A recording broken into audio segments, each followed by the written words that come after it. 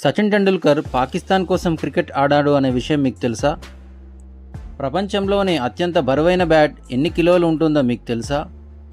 ఒక ఓవర్లో ఎవరైనా 6 సిక్స్లు కొడతారు, కానీ ఒకే ఓవర్లో 7 సిక్స్లు కొట్టడం మీరు ఎప్పుడైనా చూసారా? ఇలా క్రికెట్ గురించి మరెన్నో ఫ్యాక్ట్స్ తెలుసుకోవాలంటే ఈ వీడియోని చివరి వరకు చూడండి. Fact number 1, Sachin Tendulkar and Pakistan. Sachin Tendulkar మన ఇండియన్ క్రికెట్లో ఒక క్రికెట్ గాడ్ అని మనందరికీ తెలుసు. కానీ మన సచిన్ టెండూల్కర్ పాకిస్తాన్ కోసం ఫీల్డింగ్ చేశాడు అన్న విషయం మీకు తెలుసా? 1987లో ఒక ప్రాక్టీస్ మ్యాచ్లో సచిన్ టెండూల్కర్ పాకిస్తాన్ క్రికెట్ టీం తరఫున ఫీల్డింగ్ చేశారు. అయితే అప్పుడు ఆయన వయసు కేవలం 13 ఏళ్ళు మాత్రమే. పాకిస్తాన్ ప్లేయర్లు అలసిపోవడంతో సచిన్ సబ్స్టిట్యూట్గా ఫీల్డింగ్కి వెళ్లారు. ఫ్యాక్ట్ నెంబర్ 2, అత్యంత బరువైన బ్యాట్. సాధారణంగా ఒక బ్యాటు 1.1 కేజీ లేకపోతే 1.2 కేజీ ఉంటుంది. మన సచిన్ టెండూల్కర్ బ్యాట్ అయితే 1.5 కేజీ బరువు ఉంటుంది. కానీ ఆస్ట్రేలియన్ క్రికెటర్ అయినటువంటి లాలా ఆర్మ్స్ట్రాంగ్ బ్యాట్ బరువు ఎంతో తెలుసా? 3 కేజీలు. ఈ 3 కేజీల బరువున్న బ్యాట్తో ఆడాడంటే నిజంగా ఆయన మెచ్చుకోవాల్సిందే. ఫ్యాక్ట్ నెంబర్ 3, ఒకే ఓవర్లో 7 సిక్స్లు. మన Yuvraj Singh first T20 world కప్లో ఇంగ్లాండ్కి అగెనిస్ట్గా 6 సిక్స్లు కొట్టడం మనకు తెలుసు. కానీ ఒక ఓవర్లో 7 సిక్సెస్ కొట్టడం మీరు ఎప్పుడైనా చూసారా? ఆగిత్ అనే ప్లేయర్ ఒక ఓవర్లో 7 సిక్స్లు కొట్టాడు. మరి ఒక ఓవర్లో 6 బాల్లే ఉంటాయి కదా, మరి 7 సిక్స్లు కొట్టడం ఎలా సాధ్యమైంది అంటారా? ఈ అగిత్ అనే ప్లేయర్ 6 బాల్స్ని 6 సిక్సెస్గా కన్వర్ట్ చేశాడు. కాకపోతే చివర్లో వేసిన బాల్ నో బాల్ అవడం వల్ల ఎక్స్ట్రా బాల్ వచ్చింది. అయితే ఆ ఎక్స్ట్రా బాల్ని కూడా ఇతను నో బాల్గా కన్వర్ట్ చేశాడు. కాబట్టి ఒకే ఓవర్లో 7 సిక్సెస్ కొట్టిన రికార్డు ఈయన పేరు మీద ఉంది. Fact number 4, Gilchrist different batting.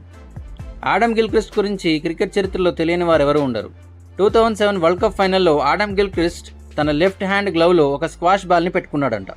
ఎందుకంటే ఈ స్క్వాష్ బాల్ని పెట్టుకుంటే గ్రిప్ చాలా బాగుంటుంది అని అతని నమ్మకం.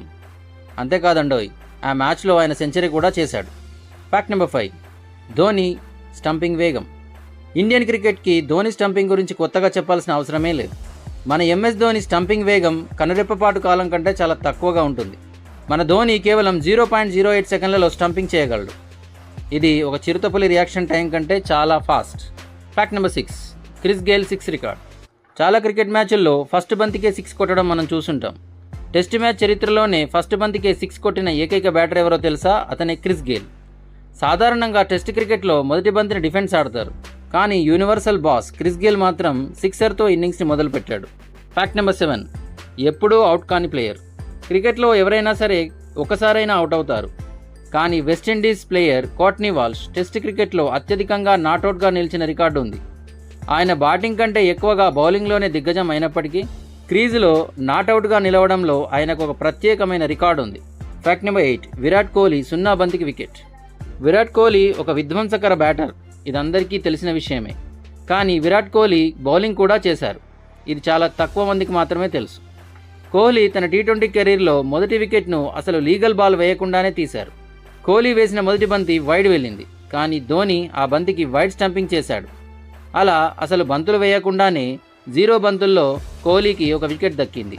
Fact number 9, umpires decision. Cricket rules ప్రకారం ఒకవేళ బ్యాటర్ కొట్టిన బంతి ఆకాశంలో ఉన్న పక్షికి తగిలితే అంపైర్ దాన్ని డెడ్ బాల్గా ప్రకటిస్తారు. ఇది చాలా విచిత్రంగా ఉంది కదూ. మీకు ఈ క్రికెట్ ఫ్యాక్ట్స్లో ఏది బాగా నచ్చింది? IPLలో మీ ఫేవరెట్ టీం ఏది? కమెంట్ చేయండి. ఇలాంటి మరిన్ని స్పోర్ట్స్ ఫ్యాక్ట్స్ కోసం మన ఛానల్ని సబ్స్క్రైబ్ చేసుకోండి.